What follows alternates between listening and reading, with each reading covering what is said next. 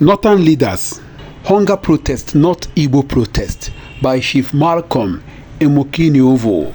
The Northern leaders' accusation of the Igbos of playing a smart game by planning the nationwide hunger protests and then running inside their houses for the North and Southwest to destroy their region is not only mischievous but evil.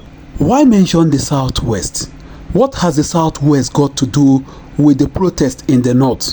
Why the invocation of unholy alliance of the North with the Southwest, with which a senseless and unjust 3 years war was fought against the Igbos of the Southeast? This is the same game the blood-sucking Northern leaders played in 1966 when they manipulated their people and the Westerners out of their greed, fear, laziness, envy and jealousy of the Igbos, tagged the Major Patrick Chukwuma Kaduna Nzogu revolution as an Igbo coup, which led to anti-Igbo pogrom nationwide, particularly in the North, wherein over 60,000 Igbos and other Nigerians from the South residing in the northern region were killed.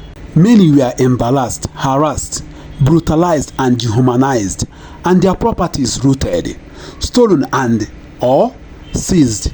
In the wake of the series of massacre of Igbos and their look-alike in the North, over 1 million Igbos and Southerners fled the North, abandoning their investments, properties and belongings, which they have for several years labored to build, under the banner of one Nigeria, for no just cause. Till today, the victims of the massacre have not been compensated or apologized to either have any of the murderous Northern leader who instigated the murder of their fellow citizen, have not been prosecuted, let alone questioned, which is now giving them the impetus and audacity to wanting to go for another round of Igbo massacre in 2024. Never, never again. As the Northern elders are busy fanning the embers of war, I advise the Igbos not to repeat the mistake they did in 1966 of refusing to defend themselves wherever they find themselves by running back to the east. The Igbos nationwide must be on red alert and be ready to defend themselves wherever they find themselves.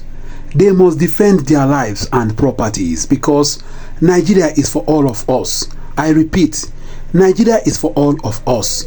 They must not allow themselves to be hunted and hunted down like rodents.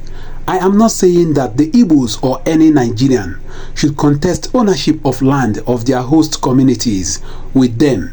No, what I am driving at is that the Constitution of Nigeria guarantees every Nigeria freedom of movement and the right to reside anywhere of their choice in Nigeria. I advise the Igbos and their look-alikes from the South not to bother to run to their state of origin from the West because they will not make it to Shagamu, not to talk of Ore. I advise them not to try to run from the North to their state of origin because they will not make it to Jaba Bridge or the Mutalala Mat Mohammed Bridge.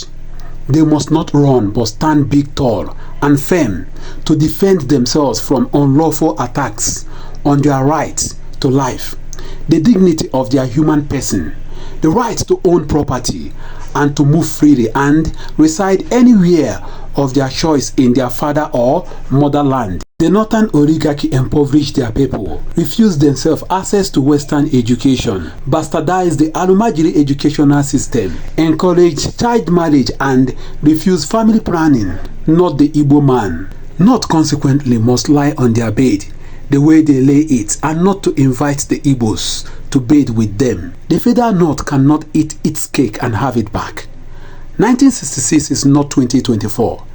I am therefore advising the Northern leaders must not start another program or civil war, the outcome which nobody can predict. That report was from Chief Malcolm Emokiniovo, the native doctor or the traditionalist barrister. I hope you guys know him.